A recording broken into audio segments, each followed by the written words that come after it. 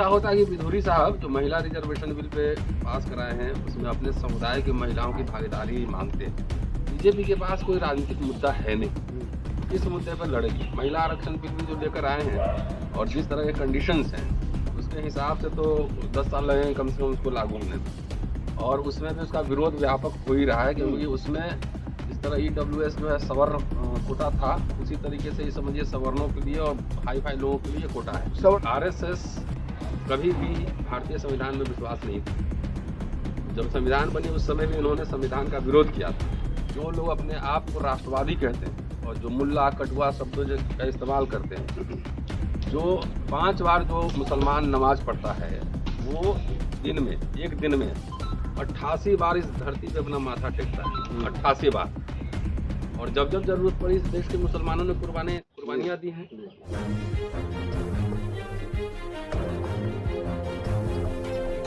और दिल्ली विधानसभा चुनाव में आपने देखा होगा देश के गद्दारों को और जो गाली गलौज हुआ था वो मंत्री भी बने। तो जिनको भी बीजेपी में प्रमोशन लेना होता है उनको अभद्र भाषा ये सब इस तरह का इस्तेमाल जो है वो एक कंडीशन ये भी है। अच्छा होता कि विधुरी साहब जो महिला रिजर्वेशन बिल पे पास कराए हैं उसमें अपने समुदाय की महिलाओं की भागीदारी मांगते हैं। तो अच्छा होता ना, वो पिछड़ी जाति से ही आते हैं, गुर्जर समाज से आते हैं। तो गुर्जर छात्रों के पढ़ाई लिखाई के कुछ बात करते, जो शैक्षणिक बहुत पिछड़ापन है वहाँ पर, तो बोलते हैं कि हमारे समुदाय के बच्चों को स्कॉलरशिप दो, आरक्षण विदिन आरक्षण करो, हमारे समुदाय का भी आरक्षण दो। तो ये सब नहीं बोले हैं और महिला आरक्षण बिल पास हो गया है। उसके बाद इस भाषा का इस्तेमाल हुआ है। वो देखिए अभी देश में जो है ना एक अभी सनातन पे विवाद चल रहा है, ठीक है जी, और उदयनिधि स्टालिन के खिलाफ कुछ लोग सुप्रीम कोर्ट भी गए। तो ये विवाद चल रहा है और जाहिर है कि दक्षिण में मुंह खाएंगे, वहाँ कुछ चलेगा नहीं। वहाँ पे जो एनडीए की सहयोगी है AIADMK वो भी छोड़ चुकी है, कह दिया कि दोबारा मत आना, शुक्रिया। तो बीजेपी के पास कोई राजनीतिक मुद्दा है नहीं, तो किस मुद्दे पर लड़ेगी। महिला आरक्षण बिल भी जो लेकर आए हैं और जिस तरह के कंडीशंस हैं उसके हिसाब से तो 10 साल लगेंगे कम से कम उसको लागू होने में, और उसमें भी उसका विरोध व्यापक हो ही रहा है क्योंकि उसमें जिस तरह EWS जो है सवर्ण कोटा था, उसी तरीके से ये समझिए सवर्णों के लिए और हाई फाई लोगों के लिए कोटा है, सवर्ण महिलाओं का कोटा है। हाँ, तो उसमें लगातार ये मांग हो रही है और आपने देखा प्रेस कॉन्फ्रेंस भी देखा अब देश भर में इसके खिलाफ कि इसमें SC ST OBC का भी माइनॉरिटी का भी उसमें रिप्रेजेंटेशन हो।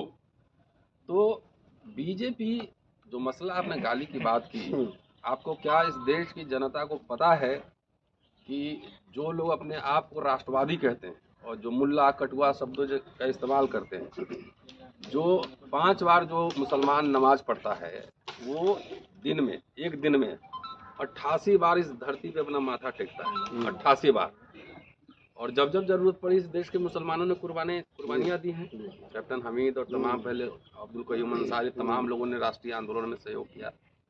और यहाँ तो मंदिर में जाने से पहले बगैर नहाए हुए नहीं जाएंगे, लेकिन जब नमाज पढ़ता है, जब पानी अगर नहीं उपलब्ध हो तो मुसलमान इसी देश का मिट्टी अपने इसमें लगाता है, इसमें वजू कर लेता है, मिट्टी से वजू कर लेता है। तो ये कोई अगर इस तरह का भड़काऊ बयान दे रहा है और मुसलमानों से देशभक्ति और राष्ट्रभक्ति का अगर सर्टिफिकेट मांग रहा है तो उससे पूछिए कि दिन में कितनी बार इस धरती को चूमते हैं, इस धरती को आप रौंद रहे हैं, इस धरती से जो रिसोर्सेज निकला है वो सब अडानी में जा रहा है, ठीक है जी।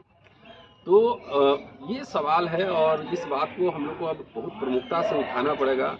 मुसलमान इस देश में भी शांत है, उसने कोई रिएक्शन नहीं दिया है। जितने इनके खिलाफ बोलने वाले ज़्यादातर हिंदू ही समुदाय के लोग हैं या बौद्ध हैं या नास्तिक है, हाँ। तो ये इनको संस्कृति में मिला है। RSS कभी भी भारतीय संविधान में विश्वास नहीं था। जब संविधान बनी उस समय भी उन्होंने संविधान का विरोध किया था। तो ये पैकेज में है, ये धीरे धीरे घाल मेल करके, और अब लोग हिंदू लोग भी समझ गए हैं कि जो निजीकरण हो रहा है, हकमारी हो रही है, तो किसका, मुसलमान का थोड़ी हो रहा है। जो सारे खाली मैं निजीकरण कह रहा हूँ, तो 100 पोस्ट अगर निजीकरण हुआ तो उसमें से 50 SC ST OBC में मान ले और उसमें आप EWS मान ले, तब भी तो जो है सवर्णों का 40-45% जो अपना कोटा वो समझते हैं उनका भी तो नौकरी गया, बिल्कुल उनका भी तो गया।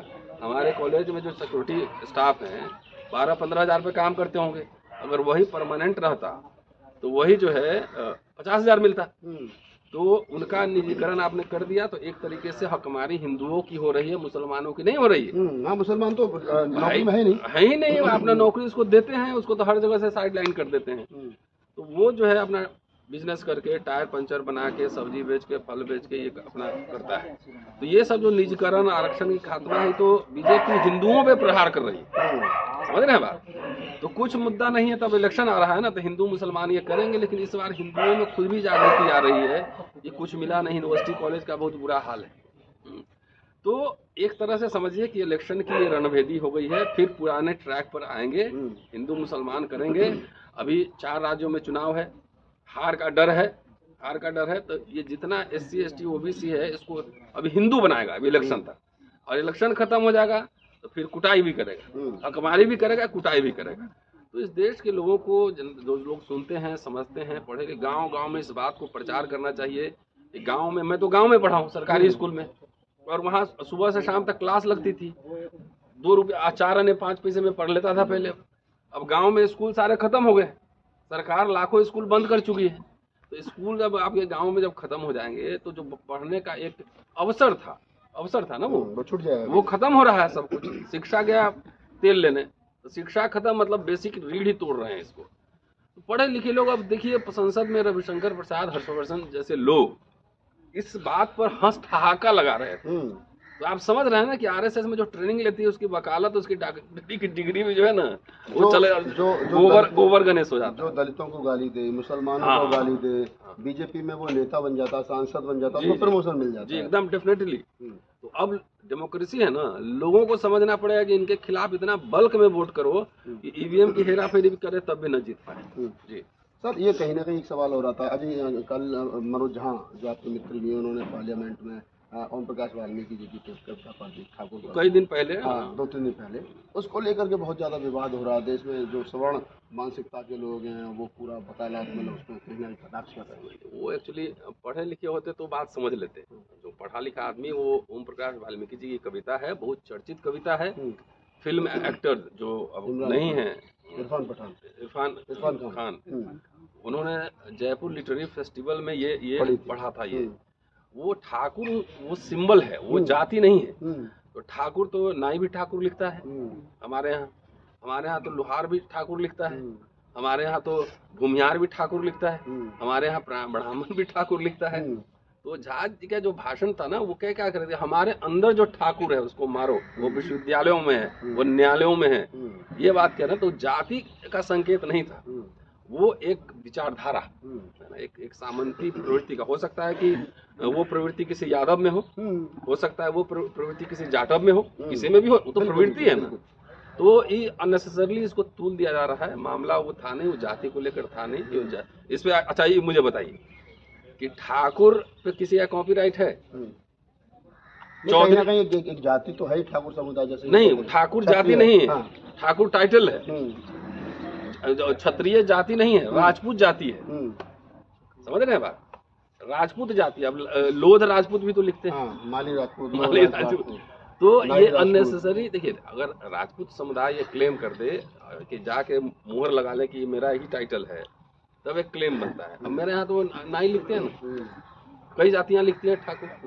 तो वो जो सिंबलिज्म था एक तरह से, वो सामंती प्रवृत्ति के खिलाफ था। अब कह रहे हैं कि विश्वविद्यालय में ठाकुर, तो विश्वविद्यालय में कितने ठाकुर यहाँ पे, एक हमारे वाइस चांसलर जरूर है, लेकिन कितने प्रिंसिपल ठाकुर होंगे?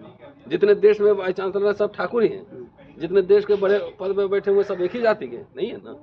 तो वो एक सिंबलिज्म है, एक प्रतीक के रूप में उसको लिया गया था। उसको आउट ऑफ कॉन्टेक्स्ट है ना, उसको इंटरप्रेट करके अब इनको भी लाइमलाइट में आना है। साहित्यकार कभी किस परिवेश में, अब इस बात से अगर आप मानो तो भारत में किसी चीज में बोलोगे तो भावना आहत हो जाएगी। चूहा पे बोलो तो गणेश जी नाराज हो जाएंगे, कुत्ते पे बोलो तो भैरव नाराज हो जाएंगे, उल्लू पे बोलो तो लक्ष्मी नाराज हो जाएंगी। तो ये मजाक बनाने, मतलब कोई बात हुआ? ये रियल मुद्दों से भटकाने के लिए वो बात करें। वो जाति के संदर्भ में नहीं है बात, वो मानसिकता के संदर्भ में बात की थी। शुक्रिया।